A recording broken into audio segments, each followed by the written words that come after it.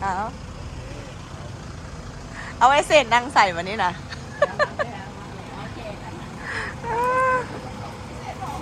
มื้อนี้เพิ่นสิย้ายเด้อ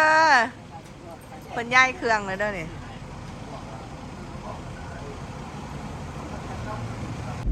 มันไปแล้วเพิ่นออกไปละนั่นนะโอ้เธอมันจะให้เราไปก่อนไม่น้อยได้แบบนี้นะ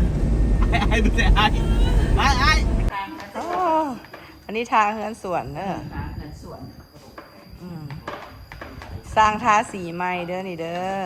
สีทาสาง สีทาสร้าง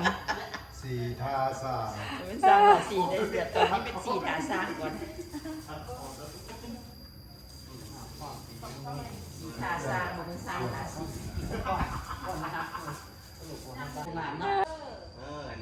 เมียเพิ่นให้ผัวแล้วนี่ว่าผัวเพิ่นละย่างหลังกรุงได้ว่าซั่นนี่ย่างสิเอาโอ้โอ้เท่ได้แบบนี้น่ะที่ได้แบบ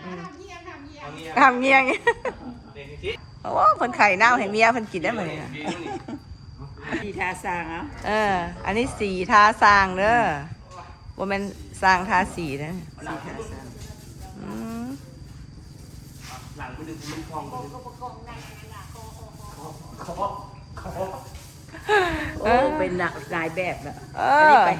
ตอนแรกตอบไปจะสิได้ยางเท่กูเก่าเลยเสร็จนี่นี่เด้อนี่เด้อซื้อลินซื้อเศษเฮ้ยกับบ่ได้ทาสีบ้านเปิดละยังมือใหม่อยู่เพราะว่าโชควันนั้นได้อยู่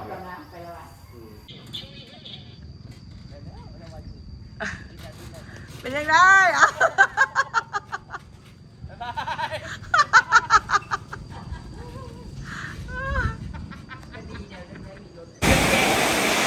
หลังจากนี้เนาะ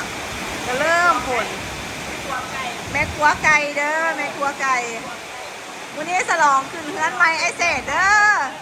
มาน้ำฝนเลยเอ้ยอย่าเวอร์เลยเลยอย่าเวอร์กลัวคอยบ่เฮอปานใดเด้อกลัวคอยแล้วบ่เฮย้ำกินข้าวแล้วไปล้างรถเอาอันนี้เนี่ยมีขวามีเด้อตำหงขวามีอันนี้ไม่อย่างไรนะโอ้อันนี้อันนั้นหน่อไม้ว่าเป็นซุปหน่อไม้หรอเจียวหน่อไม้ส้มขวามีดื่มปลายำสลัดตำมะฮุงเต่าปุ้นโอ้ยซ้ำสิกินเนาะมีกล้วยหนึ่งกล้วยมากไม้กับหลายของอยู่ของกินตอนนี้ฉลองขึ้นเฮือนใหม่เด้อฉลองขึ้นเฮือนใหม่อันนี้เด้ออันนี้แม่ป้าเด้อสปอนเซอร์ไอเซดสปอนเซอร์ไอเซดเด้อมาเลยมากินเด้อน้อยน้อยมาเด้อน้อยเด้อโอ้ยอันนี้สิไปล่างรถมาซันเดย์มาน้ำฝนเพิ่นย่านเจ้าล่างรถอีตุ่นเจ้าเด้เลยเพิ่นย่านเจ้าสิเปื้อนรถเจ้าไหนสิเปื้อนในเพิ่นย่านเพื่อนมันก็เพื่อนอยู่แล้วมาล่ามาตมมันออกเป็นมาตมมันออกโอเคเป็นจังไดเฮ้ยมีความรู้สึกเมื่อใดมาขึ้นเฮือนใหม่ไอเซ่อยู่ซุ่มเย็นเนี่ยนี่เรียกว่าอยู่ซุ่มเย็นๆเท่านั้นลูกมันได้ผัวคอยก็เจ้ากินข้าวผัวคอยไปเสร็จบ้านเสร็จเฮือนเสร็จรถ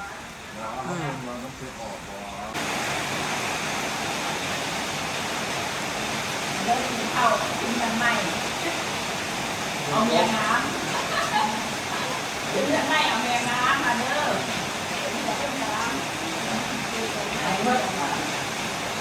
กินกันใหม่กินกันน้ำ